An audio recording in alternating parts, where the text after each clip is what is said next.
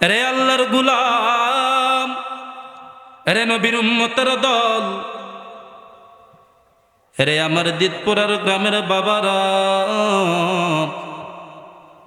সবাই একদিন এই দুনিয়ার মধ্যে থাকবো না রে বাবা।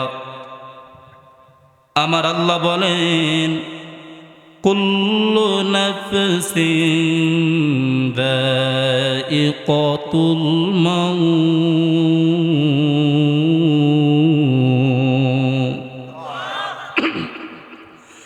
সবাই একদিন এই দুনিয়া ছেড়ে অন্ধকার কবরে যাত্রী হয়ে যাব। অন্ধকার কবর, সবাই একদিন একা একা আমাদেরকে জনমের মতো কবরের মধ্যে রাখবে রে বাবা।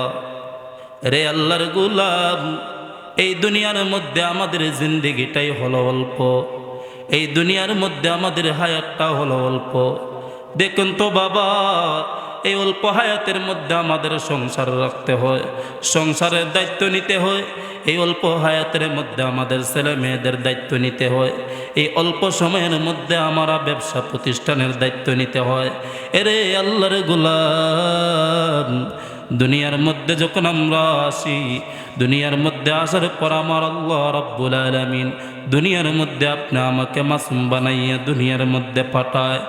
রে নবীর উম্মতের দল, ওরে আল্লাহর গোলাম, কিন্তু এই দুনিয়াটা আমাদের জন্য হলো অল্প, আমাদের হায়াতটা হলো অল্প রে বাবা।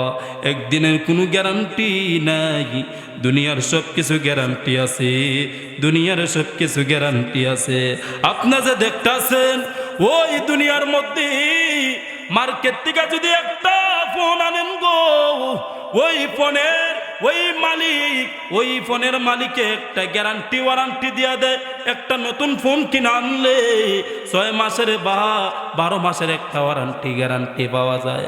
কিন্তু আপনি আমাকে আমার আল্লাহ রাব্বুল আলামিন যে দুনিয়ার মধ্যে পাঠাইছেন, বলেন তো আমাদেরকে কোনো গ্যারান্টি দিয়া পাঠাইছে? গ্যারান্টি দিয়া পাঠায় নাই। কারণ এই নিঃশ্বাসের কোনো বিশ্বাস নাই রে। এই দুনিয়া ছেড়ে সবাই একদিন কবরে চলে যাব। কবরটা যে কত ভয়ঙ্কর, ওই কবরের নামটা শুনলে দিলের মধ্যে কি জানি একটা বাড়ি মারে। আর কবরটা কত বড় যে কঠিন রে বাবা। এই কবরটা হলো এমন একটা ঘর, দুনিয়ার ঘরের মধ্যে কত আরাম। এই দুনিয়ার ঘরের মধ্যে থাকলে আমরা রাতের বেলা কত সুন্দর গায়ে কম্বল দিয়া, নিচে জাজিম দিয়া, আর তাজমহলের পালঙ্গের মধ্যে, আর রঙিন ঘরের মধ্যে, বিল্ডিংয়ের মধ্যে আমরা আরাম করি। অথচ যদি আমি হঠাৎ করে দুনিয়া ছেড়ে মাওলার ডাক যেদিন চলে আসবে রে বাবা, সবাই আমাকে তাড়াতাড়ি গোসল দিয়া, আমাকে সাদা কাফন পরাইয়া সবাই অন্ধকার কবরের মধ্যে রাখবে। ওরে আল্লাহর গোলাম, এই ঘরটা দুনিয়ার কোনো ঘরের মতো না। শুনে নেন, এই ঘরটা এমন একটা ঘর, এই ঘরটা কাহারোর জন্য হবে জাহান্নামের ঘর, তো কাহারোর জন্য হবে জাহান্নামের আযাবের ঘর, আবার কাহারোর জন্য হবে সেই ঘরটা জান্নাতের বাগান। জুড়ে বলুন সুবহানাল্লাহ। ওরে আল্লাহর গোলাম, এই যে দুইটা শব্দ বললাম, এই ঘরটা হবে জাহান্নামের ঘর, আবার সেই ঘরটা হবে জান্নাতের ঘর। এই জান্নাতের ঘর কাদের জন্য জান্নাতের ঘর হবে, আর কাদের জন্য জাহান্নামের ঘর হবে? ওরে আল্লাহর গোলাম, দুনিয়ার মধ্যে তো মানুষ অভাব নাই। সবাই তো আমরা মুসলমান, সবাই তো আমরা মুসলমান, আর সবাই তো আমরা ইমানদার দাবি করি, কিন্তু মুখে মুখে ইমানদার দাবি করি, কিন্তু কাজে কর্মে আমরা ইমানদার না রে বাবা। কারণ কেন না ইমানদার কোনো দিন গুনাহ করতে পারে না, ইমানদার কোনো দিন মানুষের হক নষ্ট করতে পারে না, ইমানদার কোনো দিন মানুষের হক লুটপাট করতে পারে না। কারণ মুসলমান তো সবাই, ইমানদার কোনো দিন মিথ্যা কথা বলতে পারে না। কারণ ইমান নিয়া ইমানদার কোনো দিন বেনামাজি হইতে পারে না, ইমানদার কোনো দিন তারা অন্যায় কাজ করতে পারে না, ইমানদার কোনো দিন মানুষের জমির মধ্যে লাইলের মধ্যে গিয়া লাল কাইটটা সমান করে। কথা কোন না কেন? ইমানদার কোনোদিন সেই কাজ করতে পারে না, কারণ ইমানদার তার দিলের মধ্যে একটাই তাকওয়া থাকে। কারণ দুনিয়ার কেউ যদি না দেখে, কিন্তু উপর থেকে আমার মাওলা আমার প্রতি নজর আছে। কথা বলেন ঠিক না বেটি? আরে আল্লাহর গোলাম, এই জন্য যে কথাটা বলতে চাইছিলাম, ইমানদাররা যাবে জান্নাতের মধ্যে, কবরটা হবে তার জন্য জান্নাত। ওরে আল্লাহর গোলাম, ইমানদার কারা, মুমিন কারা? কারণ কেন না, কারণ মুমিন ইমানদার মুত্তাকিন আমার আল্লাহ যাদেরকে কবুল করেছে, আমার আল্লাহ যাদেরকে কবুল করেছে, তাদের জন্য কবরটা হবে জান্নাতের ঘর। ওরে ইমানদাররা যখন সাকরাতের বিছানায় তারা যখন ইন্তেকাল করে, কারণ তাদের চেহারার মধ্যে তাকাইলে বোঝা যায় সে মরে নাই, সে সাধারণভাবে শুয়ে আছে। কারণ মরলেও তারে দেখতে অনেক ভালো লাগে। কথা বলেন ঠিক না বেটি? এই জন্য শায়ের খুব সুন্দরভাবে বলেন, ওরে কবর যেদিন ডাকিবে আমায় সকাল সন্ধ্যা বেলায়, মাগরিবেতে ডুবে যাবে রে আমার এই জীবনের কেলা, এই জীবনের লীলা, মাগরিবেতে ডুবে যাবে রে। কথা বলেন ঠিক না বেটি? এই জন্য রে বাবা, ইমানদারের জন্য হবে কবরটা জান্নাতের ঘর, আবার বেঈমানদের জন্য হবে জাহান্নামের গর্ত। আর কবরের মধ্যে এমন আযাব হবে, বেনামাজি যারা দুনিয়ার মধ্যে নামাজ চুরি করছে, আল্লাহ তাদের জন্য কবরের মধ্যে কি আরামদায়কের ব্যবস্থা রাখছে। আমার আল্লাহ বলেন, বেনামাজি যারা, বেঈমান যারা, তাদের জন্য আমার আল্লাহ কবরের মধ্যে, কবরে যাওয়ার পর মুনকার নাকির দুই নামে দুইটা ফেরেশতা আসিয়া তিনটা প্রশ্ন করবে রে বাবা। এরে আল্লাহর গোলাম, দুনিয়ার মধ্যে তিনটা প্রশ্নের জবাব কত সুন্দরভাবে আমরা উত্তরে দিতে পারি, কিন্তু কবরের মধ্যে ওই তিনটা প্রশ্নের উত্তরের জবাব খুব কঠিন হয়ে দাঁড়াইবে। এরে আমার দিতপুরার গ্রামের বাবারা, রে আল্লাহর গোলাম, ওই কবরের মধ্যে যখন আমরা চলে যাব, তখন কবরের দুই মাটির ছাপ যখন মাটির ছাপ দেওয়া যখন শুরু করবে, রে মুমিন ভাই, রে আমার দিতপুরার গ্রামের বাবারা, এই কবরের মধ্যে আযাব এত বড় কঠিন আযাব হবে। দুই পাশের মাটি দুই দিক দিয়ে যখন ছাপ দিবে, ডান দিকের হার যাবে বাম দিকের কাছে, বাম দিকের হার যাবে ডান দিকের কাছে। আর কবরের মধ্যে আমরা এত ভয়ঙ্করভাবে চিৎকার করব, ওই চিৎকারের আওয়াজ দুনিয়ার কোনো মানুষ শুনতে পারবে না রে। কথা বলেন ঠিক না বেটি?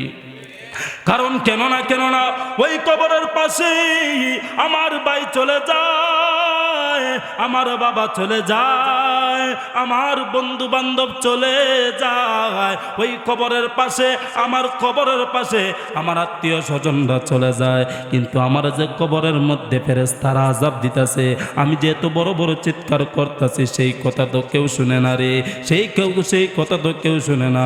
কারণ কবর আযাবটা এত ভয়ঙ্কর, দুনিয়ার কোনো মানুষ যদি কবর আযাব নিজ কানে শুনতে পারতো, আমার আল্লাহ বলেন তার কানের পর্দা ফাইট্টা রক্ত জমিনের মধ্যে পড়তো। কথা বলেন ঠিক না বেটি? এই জন্য রে বাবা, এরে আমার দিতপুরার গ্রামের মানুষ, সবাই বলেন তো একদিন মরতে হবে নি? কথা বলেন মরতে হবে নি? তো মরবো, এমন ভাবে মরবো।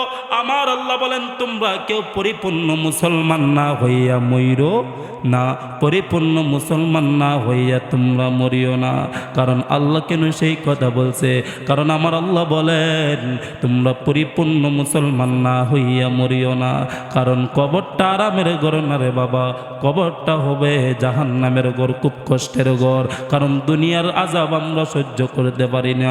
দুনিয়ার একটা মশা যদি আমাদেরকে কামড় দেয়, সাথে সাথে আমাদের ঘুমটা ভেঙে যায়। দুনিয়ার একটা মশা যদি আমাদেরকে কামড় দেয়, সাথে সাথে ঘুমটা ভেঙে যায়। আর দুনিয়ার যখন এমনও বিষাক্ত পানিগুলো আছে আমাদেরকে যখন কামড় দেয়, সাথে সাথে বোঝা যায় কলিজাটার মধ্যে কামড়টা দিছে।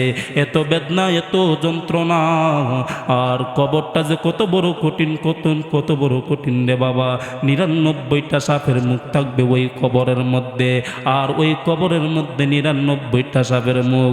আমার আল্লাহ বলেন ওই 99টা সাপের মুখ, ওই 99টা কোনো একটা সাপ যদি দুনিয়ার মধ্যে সে যদি এই দুনিয়ার মধ্যে যদি শ্বাসটা দিত, আমার আল্লাহ বলেন সেই দুনিয়াটা উলট পালট হয়ে যেত, ধ্বংস হয়ে যেত। এত বড় বড় বিষাক্ত সাপগুলো আপনি আমার কবরের মধ্যে রাখছে। এরে আল্লাহর গুলাম, সবাই বলেন তো কবরে যাওয়ার আগে আগে কবরে সামান জোগাড় করতে হবে নি?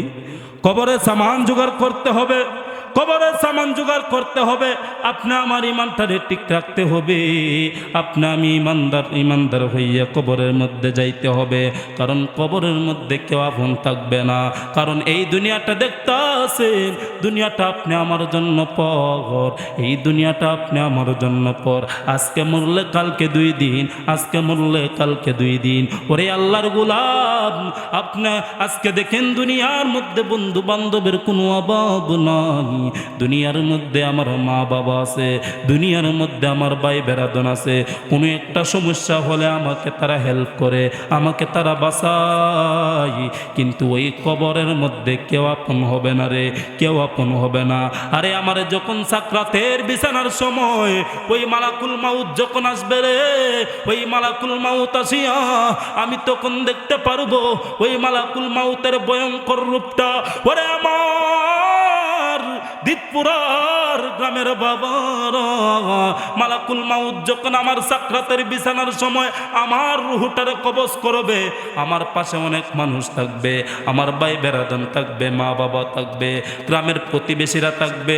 কিন্তু আমি যে মালাকুল মাউতের রূপ দেখিয়া যে এত বড় বড় চিৎকার করব, ওই কঠিন মুসিবতের দিন মাধবপুরের গোয়েন্দা বাহিনী আমাকে বাঁচাইতে পারবে না, হবিগঞ্জের গোয়েন্দা বাহিনী আমাকে বাঁচাইতে পারবে না। গ্রামের মানুষগুলা আমার কান্নার আওয়াজ শুনিয়া সবাই চিৎকার করবে, সবাই কান্নাকাটি করবে, কিন্তু কেউ আমার বাঁচাইতে পারবে না। কারণ কেন না মালাকুল মাউতের কাছ থেকে কেউ বাঁচানোর ক্ষমতা নাই, আর বাঁচার কোনো ক্ষমতা নাই রে। দুনিয়ার মধ্যে যদি একটা অপরাধ করি বাঁচা সম্ভব আছে, দুনিয়ার মধ্যে যদি একটা ভুল কাজ করি আমার বাঁচার সম্ভব আছে। কিন্তু মালাকুল মাউতের কাছে যেদিন গ্রেফতার হয়ে যাব, তখন মালাকুল মাউত তার ভয়ঙ্কর রূপটা আমি দেখব। আর দেখার সাথে সাথে আমার শরীরের রগগুলা ঠাস ঠাস করে ছিঁড়া যাইব, শরীরের হাড়গুলা ঠাস ঠাস করে আলাদা হয়ে যাইব। কিন্তু মানুষগুলা আমাকে বাঁচাইতে পারবে না। ওই কঠিন মুসিবতের দিন আজরাইল আমার রুহটারে কবজ করবে, কেউ বাঁচাইতে পারবে না।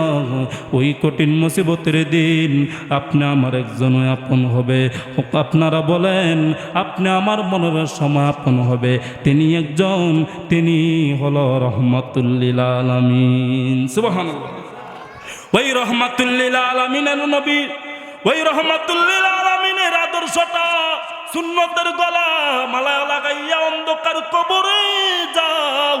কারণ কেন না রে বাবা, ওই নূরের নবী রহমাতুল লিল আলামিন নবী ছাড়া কেউ আপন হবে না। কারণ কেন না, আপনি যদি ইমানগত অবস্থায় যদি আপনার মরণটা হয়, আর যদি নবীজিকে যদি আপনি যদি সাকরাতের বিছানার সময় আমার নবীজি যদি আপনাকে দিদার দেয়, আমার নবীজি যদি আপনাকে দিদার দেয়, ওরে আল্লাহর গোলাম, ওই কঠিন মুসিবতের দিন আপনি আমার রহমাতুল লিল আলামিন নবীর চেহারা মুবারক কেউ যদি একটা বার দেখে, কারণ তার মরণটা যত বড়ই কষ্ট হোক না কেন, নবী গো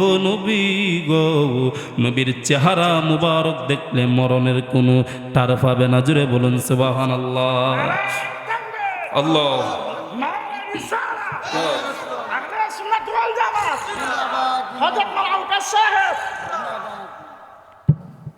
সম্মানিত হাজিরিন, হে আল্লাহর গোলাম, আম্মা জান আয়েশা রাদিয়াল্লাহু তাআলা আনহা একদিন আমার নবীজিকে জিজ্ঞাসা করলেন, ইয়া রাসূলুল্লাহ, নবী গো, ও মার নবীজি, মরণটা যে কত বড় কষ্ট, কত বড় কষ্ট।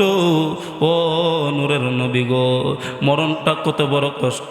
আমার নবী ডাক দিয়া বললেন, আয়েশা রে আয়েশা, মরণটা যে এত বড় কষ্ট, জীবন্ত একটা ছাগলের চামড়া টেনে টেনে তুললে যে পরিমাণটা ছাগলটা কষ্ট পাবে, তার চাইতে অধিক কষ্টটা হবে বান্দা যখন আজরাইল যখন বান্দার রূহটারে কেড়ে নিবে, তখন অনেক কষ্ট হবে, অনেক কষ্ট হবে। জীবন্ত ছাগলের চামড়া টেনে টেনে তুললে যে পরিমাণটা কষ্ট হয় ছাগলের, এর চাইতে আরো ভয়ঙ্কর কষ্ট হবে রে বাবা ওই রূহটা কেড়ে নেওয়ার সময়। ওরে আল্লাহর গোলাম, ওই সময় আম্মা জানায় সাদাক দিয়া বলেন, ইয়া রাসূলুল্লাহ, নবী গো, নবী গো, মরণটা এত বড় ভয়ঙ্কর, এত বড় ভয়ঙ্কর, নবী গো আপনার উম্মতেরা সহ্য করতে পারবে না, আপনার উম্মতেরা তো সহ্য করতে পারবে না। নবী গো এত বড় ভয়ঙ্কর মরণটা হবে, মালাকুল মাউত এত কঠিন ভাবে বান্দাদের জান কবজ করবে গো। এবার আম্মা জানায় সাদাক দিয়া বললেন, ইয়া রাসূলুল্লাহ, নবী গো আমিও তো একদিন মরতে হবে, আজরাইল তো আমার জানটা একদিন কবজ করে নিবে। ও নূরের নবী রাহমাতুল লিল আলামিন, নবী গো, নবী গো, আমি যেদিন আজরাইল যেদিন আমার জানটা কবজ করবে, নবী গো আপনার কাছে আমার একটা আবদার, আপনার কাছে আমার একটা আবদার। ও নূরের নবী গো, ওই মরণের সময়, ওই মরণের সময় নবী যখন আজরাইল আমার জান কবজ করবে, ওই সময় নবী আপনি আমার পাশে তাকিয়েন, আপনি আমার পাশে তাকিয়েন, আমি যেন আপনার চেহারা মুবারক দেখে দেখে যেন শেষ কালিমাটা পড়তে পারি। ওরে মরণের কতদিন বাকি আমি জানিলাম না গো, ও আল্লাহ মরণের কতদিন বাকি, ওরে আজরাইল আসিয়া বাইরে হস্তে দিবা দড়ি। হায় হায়, আমরা সংসারের জন্য কত পাগল, ঠিক কিনা বলেন? আরে যাদের জন্য আমরা এত কষ্ট করতেছি, মাথার গাম পায়ে ফালাইয়া লাস্ট পর্যন্ত দেখা যায় তারাই আমার আপন না, ঠিক কিনা? তারাই আমার আপন না। কবরের মধ্যে গ্রামের সবার কথা বাদ দেন, আমার ফ্যামিলির আজ পর্যন্ত আমাকে বিদায় দিবে, অথচ সেই কবরের মধ্যে একটা রাত পাহারা দেওয়ার মতো কোনো একটা লোক থাকবে না। কথা বলেন ঠিক কিনা? এই জন্য কবি বলেন, ওরে সংসার সংসার কইরা ববে গো, ওরে করলাম না বন্দেগি, ওরে কোন দিন জানি আজরাইল আইসা রে, ওরে সবই করে পুরুরে, ওরে জীবন গুনাই গুনাই গেল রে। বলেন না, ওরে জীবন নাই গেল রে, ওরে ধন সম্পদের মা আই পয়রা গো, ওরে ধন সম্পদের মা আই পয়রা গো, ওরে করলাম বাড়ি গো,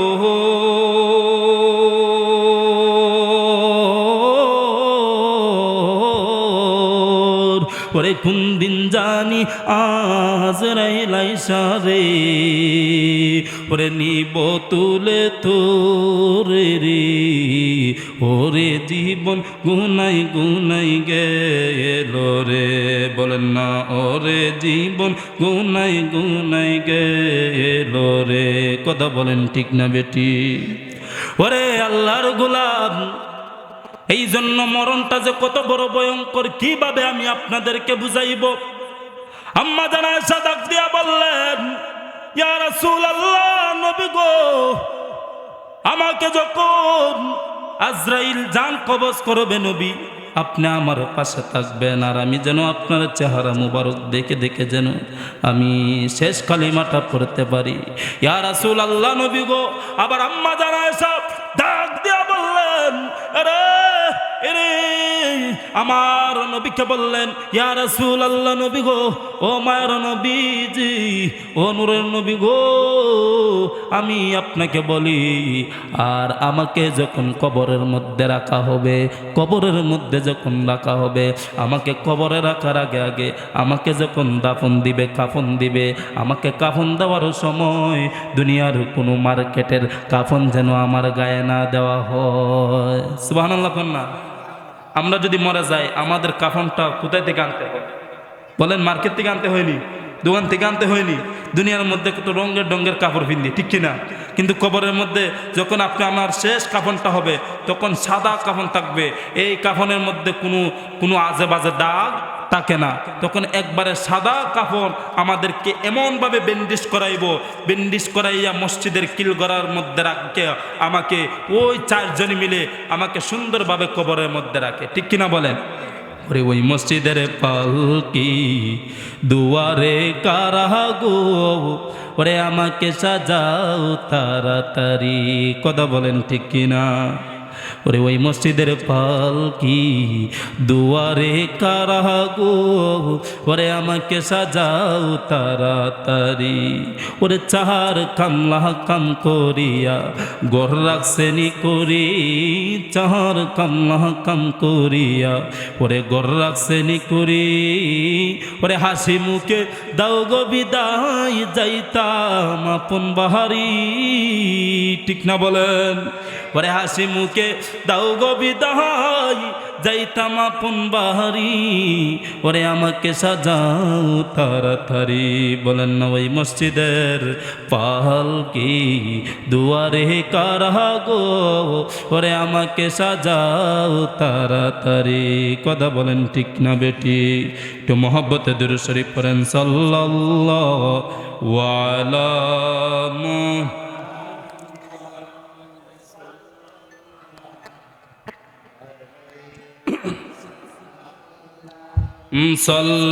সাল্লাল্লাহু আলা মুহাম্মদ সাল্লাল্লাহু আলাইহি ওয়া মুহাম্মাদুনা ওয়া সাইয়্যিদুনা فالعز لنا لعجبته صلى الله على محمد صلى الله عليه وسلم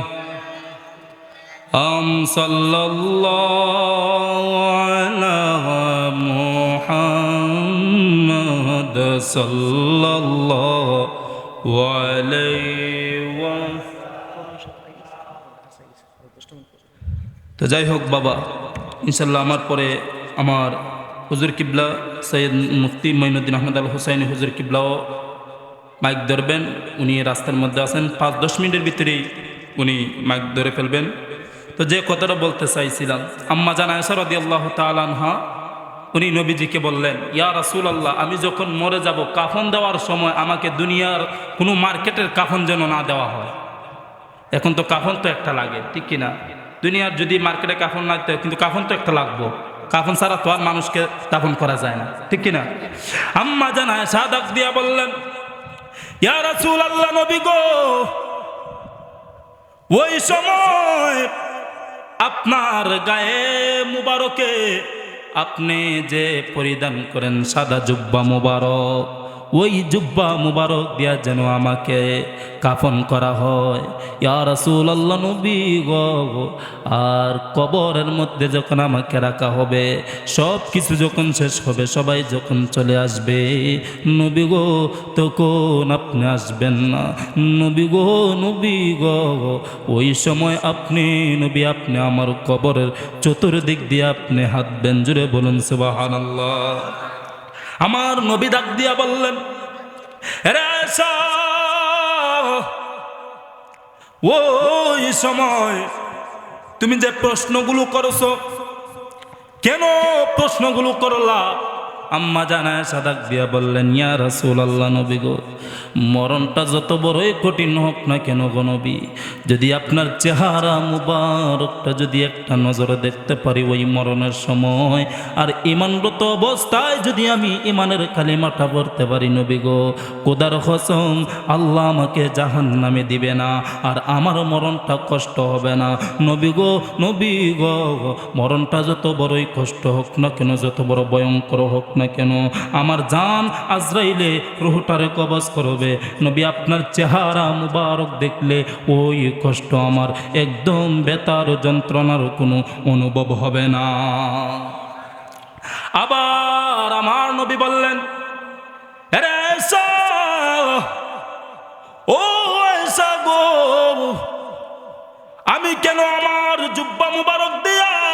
আমাকে কাফন দিব। আম্মা জান আয়েশা ডাক দিয়া বললেন, ইয়া রাসূলুল্লাহ, নবী গো, আপনার পরিধানের জুব্বা মুবারক যদি আমি আয়েশার লাশটা কাফনটা যদি হয়, নবী গো, কবরের মধ্যে আমাকে রাখা হবে, আর কবরের মধ্যে আযাব দুই পাশের দুই মাটি চাপ দেওয়া শুরু করবে।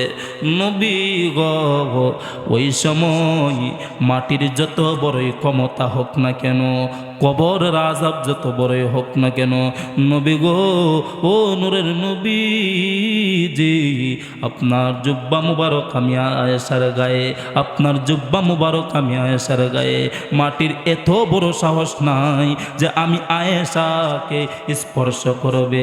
কারণ নবী, আপনার জুব্বা মুবারক আমার গায়ে, মাটি কোনো দিন আমাকে চাপ দিবে দূরের কথা, স্পর্শ করার কোনো সাহস পাবে না। আমার নবী ডাক দিয়া বললেন, 3 নম্বর প্রশ্ন, কবরের মধ্যে আমি কেন হাঁটবো? আম্মা জান আয়েশা ডাক দিয়া বললেন, ইয়া রাসূলুল্লাহ, নবী গো, ও নূরের নবী আমার, ও নূরের নবী গো, কবরের মধ্যে যখন আমাকে সব কিছু কবর জিয়ারত করিয়া সবাই চলে যাবে, নবী গো, আপনি যাবেন না, কারণ কিছুক্ষণ পরেই মুনকার নাকির নামে 2টা ফেরেশতা আসবে, তারা আসিয়া আমার সওয়াল জবাবের প্রশ্নগুলো নেবে।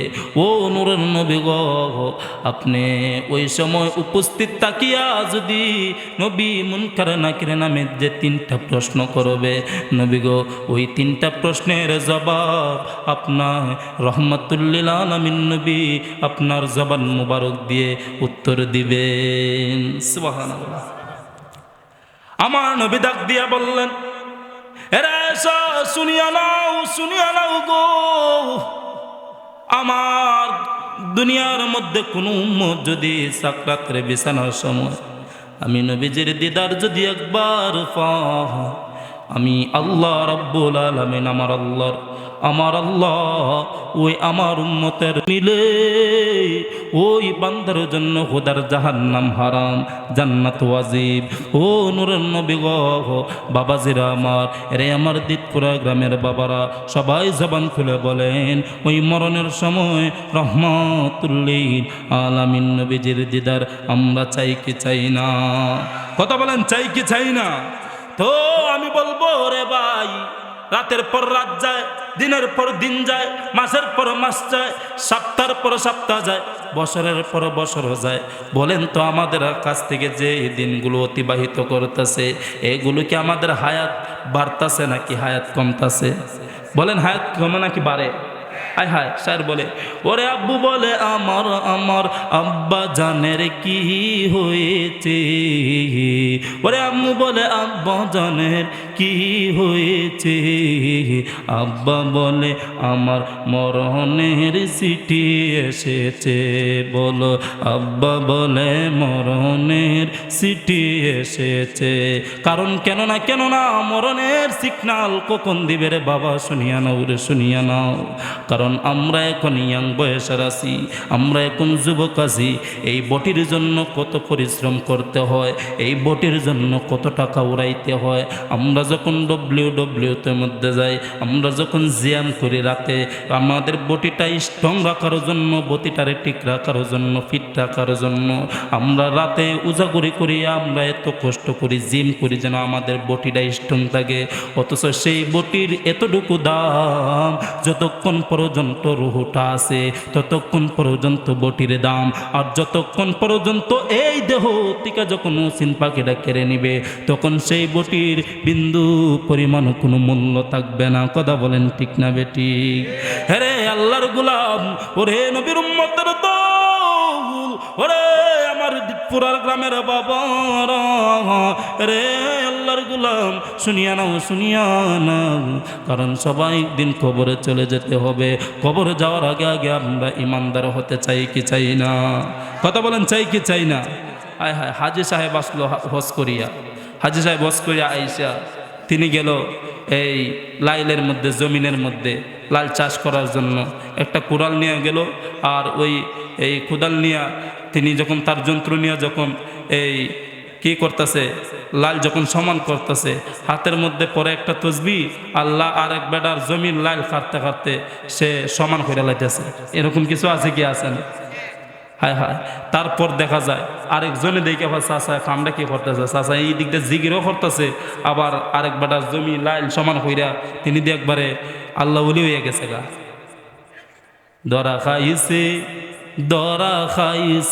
রে হাজি চাষা, দরা খাইছে রে। ওরে হোস করিয়া আসিয়া, ওরে নামাজ রোজা পড়িয়া, অন্যের হক তিনি নষ্ট করতাছে। আছে কি আছে না? ওরে ধরা খাইছে, ধরা খাইছে রে, ওরে হাজি চাষা ধরা খাইছে। আরে আপনি নামাজ পড়তে পড়তে যদি, আপনি নামাজ পড়তে পড়তে যদি কপালের মধ্যে যদি দাগ ফালান, আর নামাজ পড়িয়া যদি আপনি মিথ্যা কথা বলেন, নামাজ পড়িয়া যদি আপনার ইমান যদি ঠিক না থাকে, ওরে আল্লাহর গোলাম, সেই নামাজের কোনো বিন্দু পরিমাণও দাম থাকবে না, সেই নামাজের কোনো আল্লাহর দরবারে গ্রহণযোগ্য হবে না। কারণ আপনি ইমান ঠিক রাখবেন আর মাওলা পাকের ভয় রাখবেন, আর মাওলা পাককে ভয় করিয়া যদি আল্লাহর দরবারে যদি তওবা করেন, আমার আল্লাহ ওই তওবা আমার আল্লাহ পছন্দ করে। কথা বলেন ঠিক না বেটি? আরে আল্লাহর গোলাম, তো যে কথাটা বলতে চাইছিলাম, দিনের পর দিন যায়, মাসের পর মাস যায়, বছরের পর বছর যায়, হায়াত কমে যায়। আমরা এখন ইয়াং আছি, আবার আমাদের যখন বয়স আস্তে আস্তে যখন বাটি দিবি, ওরে আল্লাহর গোলাম, তখন আমরা হয়ে যাব যুবক। যুবক হওয়ার পর আমরা মধ্য ব্যক্তি হয়ে যাব। ওরে আল্লাহর গোলাম, ওই সময় আমাদের এই কালা চুলার কালো থাকবে না, তখন সাদা হয়ে যাবে। আর চোখের বউগুলার কালো থাকবে না, সাদা হয়ে যাবে। এরে আল্লাহর গোলাম, শরীরের চামড়াগুলো আর এমনভাবে টানা থাকবে না, শরীরের চামড়াগুলো ডেম হয়ে যাবে, বলাল থাকবে। আরে আল্লাহর গোলাম, আমরা কবরে যাওয়ার সময় এই যে আমাদের দাড়িগুলা সাদা পাক্যা, এই দাড়িগুলা অটোমেটিকলি জমিনের মধ্যে পড়বে। এগুলো মনে করেন মরণের সিগনাল, মরণের সিগনাল। ওরে আল্লাহর গোলাম, দুনিয়াটা রং তামাশে করি আমরা জিন্দেগি কাটাইছি, কিন্তু ওই দুনিয়ার হিসাব একদিন কবরে দিতে হবে। কারণ কেননা আমার আল্লাহ বলেন, ওই দুনিয়ার মধ্যে তোমরা বেশি বেশি বেশি বেশি করে কাঁদো আর কম কম করে তোমরা হাসো। আমার আল্লাহ বলেন, ফাল্যাদহাকু কালিলা ওয়ালয়াবকু কাসীরা। দুনিয়াটার মধ্যে তোমরা কম কম করে হাসো আর বেশি বেশি করে কাঁদো। আর মাওলার কাছে যদি তোমাদের কান্নার রোলটা পরিমাণ যদি বেশি হয়ে যায়, ওই কান্নার উসিলায় আপনি আমাকে আমার আল্লাহ জান্নাতে দিতে পারে কি পারে না? এই জন্য আমরা তাহাজ্জুদের নামাজ পড়ি, আমরা অন্তত পক্ষে 2টা সেজদা দিয়া 2 চৌকের পানি জমিনের মধ্যে ফালাইয়া মাওলার কাছে তওবা করব, আল্লাহ আমাদের জীবনের সমস্ত গুনাহগুলো মাফ করে দেন। কারণ রে বাবা, কত গুনাহ করলাম, গুনার কোনো হিসাব দিতে পারবো না। কত নামাজ কাজা করলাম, নামাজ কোনো কাজার হিসাব দিতে পারবো না। আল্লাহ তো ইচ্ছা করলে আপনি আমাকে আল্লাহর জমিনের মধ্যে, আমার আল্লাহ বলেন, ওয়ালিল্লাহি মা ফিস সামাওয়াতি ওয়া মা ফিল আরদ। আসমান আমার আল্লাহর, জমিন আমার আল্লাহর। হে আল্লাহর গোলাম, এই জমিন আর আসমান আমি বানাইলাম আমার বান্দার জন্য। আর বান্দা যখন একটা অন্যায় কাজ করে, আল্লাহ তো ইচ্ছা করলে আপনি আমার গলার মধ্যে মাছের একটা খাটা লাগাইয়া রিজিকটারে বন্ধ করতে পারত, কিন্তু আমার আল্লাহ রিজিকটারে বন্ধ করে নাই। কারণ আল্লাহর দয়ার কোনো অভাব নাই, আল্লাহর মায়ার কোনো অভাব নাই। কারণ আল্লাহ বান্দাদেরকে বড় আফসোস কইরা বানাইছে, বড় মায়া কইরা বানাইছে। আর এই কপালটা এত দাম, এত দাম, কারণ এই মাথাটা ফেরেশতাদের হাতে তৈরি না। আমার আল্লাহ ওই কপালটা আমার আল্লাহ নিজের কুদরতি হাত দিয়া বানাইছি। কারণ কেননা আমার আল্লাহ বলেন, রে আল্লাহর গোলাম, এই কপালটা লাগাইয়া তোমরা জমিনের মধ্যে যদি আমি মাওলার কদমে পড়িয়া, আমি মাওলার কাছে তোমাদের মনের যত জ্বালা আছে, মনের যত অভাব আছে, তোমার সন্তান হয় না, সন্তানের জন্য আল্লাহর কাছে চাও। তোমার অভাব দূর হয় না, ওই অভাবের জন্য আমি মাওলার কাছে চাও। ওরে আল্লাহর গোলাম, ওই রমাদান ওই সামনে রমাদানুল মাস আসতেছে আর আমাদের জন্য রহমতের মাস আসতেছে। আমার আল্লাহর রাসূল বলেন আল্লাহুম্মা বারিক লানা ফি রজব ওয়া শাবান, তোমরা এই রজব আর শাবান মাসে তোমরা শুকরিয়া আদায় করো আর রহমতের জন্য আল্লাহর কাছে দোয়া করো। আবার আল্লাহর কাছে বলো রমজান পর্যন্ত যেন আমাদের হায়াতটা পৌঁছিয়া দেয়। রে আল্লাহর গোলাম, কারণ কেন না এই তাহাজ্জুদ নামাজ পড়িয়া যখন আমরা আল্লাহর কাছে চাইবো, আরে কিসের তাহাজ্জুদ নামাজ রে ভাই, আমরা তো 5 ওয়াক্ত নামাজের দ্বারা হাসি যাই না, আমরা তো ফরজ নিয়েই টানাটানি করি না।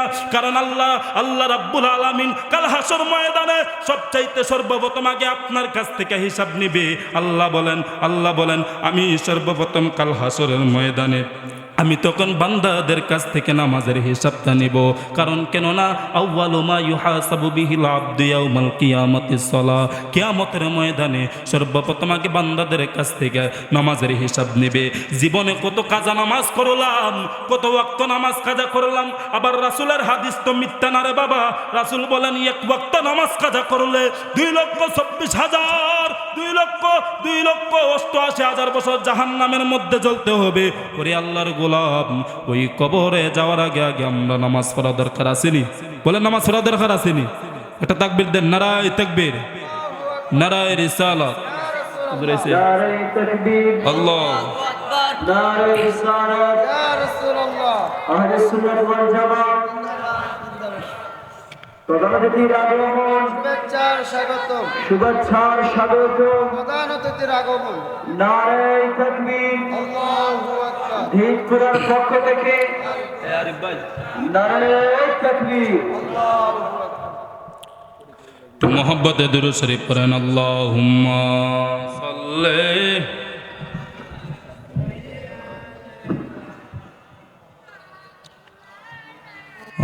মুহাম্মদ ওয়ালা আলি সাইয়্যিদিনা মাওলানা মুহাম্মদ। তো বাবা যে কথাটা বলতে চাইছিলাম, বলেন তো বড় বড় পণ্ডিতরা ছিল, নেতাগুলা ছিল, তারা কি আজ দুনিয়াতে আছে নাকি তারা খবরের মধ্যে আছে? বলেন খবরের মধ্যে আসেনি? কারণ দুনিয়ার মধ্যে এত বড় বড় নেতা, আরে সারা পৃথিবীটাকে রাজত্ব করত।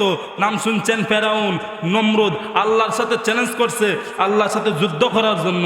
কিন্তু আপনারাই বলেন যারা খুদা দাবি করছিল তারা কি খুদা নাকি হুদা? বলেন খুদা নাকি হুদা? তারা আজ দুনিয়াতে আছে নাকি তারা দুনিয়াতে নাই? নাই। কিন্তু আমার মাওলা আছে কি আছে না? আরে নমরুদ্দা এত বড় বড় চ্যালেঞ্জ করছে, এত বড় বড় পণ্ডিত, সে যখন ক্ষমতা পাইছে, ক্ষমতা পাওয়ার পর পরকাল বলে গেছে, কবরের কথা বলে গেছে, মাওলার কথা বলে গেছে, মাওলার ভয়ঙ্কর আযাবের কথা বলে গেছে। নিজে নিজে একটা দিলের মধ্যে ভাবনা আসলো, সে খুদা দাবি করতো। লাস্ট পর্যন্ত খুদাও দাবি করলো, কিন্তু আল্লাহ খুদা দাবি করার পরও সে সন্তুষ্ট না। কারণ খুদা দাবি হইরা সে আবার চ্যালেঞ্জ করছিল আল্লাহরে মারার জন্য। নাউজুবিল্লাহ কন্যা। এত লম্বা সিঁড়ি বানাইছে, জমিন থেকে আসমান পর্যন্ত এত বিশাল বড় সিঁড়ি বানাইছে। সে কি নিয়ে উঠলো? আল্লাহকে মারার জন্য তীর নিয়ে উঠলো। তীর যখন দিল, তীর দেওয়ার পর আল্লাহ বলেন, রে জিব্রাইল, তুমি ওই নমরুদের তীরের আগার মধ্যে রক্ত লাগাইয়া দাও, দেখি সে রক্ত পাইয়া সে নিজের কি মনে করে। সে যখন রক্ত পাইল, তখন রক্ত পাওয়ার যখন জমিন থেকে যখন এই আসমান থেকে যখন রক্তগুলা টপ টপ করে পড়তাছে, তখন সে বলে, রে ইব্রাহিমের খোদা রে, আমি মাইরা ফালাইছি, বিশ্বাস না হলে দেখো এই আসমান থেকে রক্ত পড়তাছে। আল্লাহ নাউজুবিল্লাহ কন্যা। তো শেষ পর্যন্ত সে আছে নাকি সে কি বেঁচে আছে নাকি কবরের মধ্যে আছে? কবরের মধ্যে তো সে নাই। কবরের মধ্যে সে জায়গা হইবনি, কবরের মধ্যেও সে নাই। বড় বড় পণ্ডিতরা তারা ক্ষমতা পাইয়া, তো আমাদেরও তো ক্ষমতা আছে, ক্ষমতা আছে না? এই যে আমাদের হাত আছে, আমাদের পা আছে, আমাদের জবান আছে, আমাদের সব কিছুই আছে, টাকা আছে, পয়সা আছে, বাড়িঘর, সম্পদ যা সবই আছে। কিন্তু এইগুলো যে আমরা পাইছি, এগুলা কার দেয়া? এগুলো কার দেয়া? এগুলো তো আল্লাহর দেয়া, এগুলো তো আমাদের না, এগুলো আল্লাহর দেয়া। আল্লাহ দিছে সেগুলো আপনি আমার সেবা করার জন্য। কিন্তু নিঃশ্বাসের কোনো বিশ্বাস নাই। নিঃশ্বাস যখন চলে যাবে তখন সেগুলো সম্পদ আল্লাহর বান্দা যত আসবে তারাই বুক করবে। আল্লাহর বান্দারা যারা আসবে রুহু জগতে এখন যারা আছে, তারা যখন মায়ের গর্ভের থেকে ভূমিষ্ঠ হয়ে দুনিয়াতে আসবে, তারাই আবার আল্লাহর এই সম্পদ তারা বুক করবে। এই জন্য আমরা বড়াই করে লাভ নাই। অহংকার যদি আমাদের ভিতরে থাকে, সেই অহংকার নিয়ে জাহান্নামের মধ্যে যেতে হবে। কারণ আল্লাহ অহংকারকারীদেরকে বেশি ঘৃণা করে। কথা বলেন ঠিক কিনা? এই জন্য স্যার বলে ওরে কোটি টাকার মালিক দেখো অভাব হয় না দূর, গরিব দেখো আরাম করে মনটা বাহাদুর। ওরে ফেরাউনের লাশটা দেখো মিশর জাদুঘরে, কায়না মাটি ফুকা মাসি সবাই ঘৃণা করে, কায়না মাটি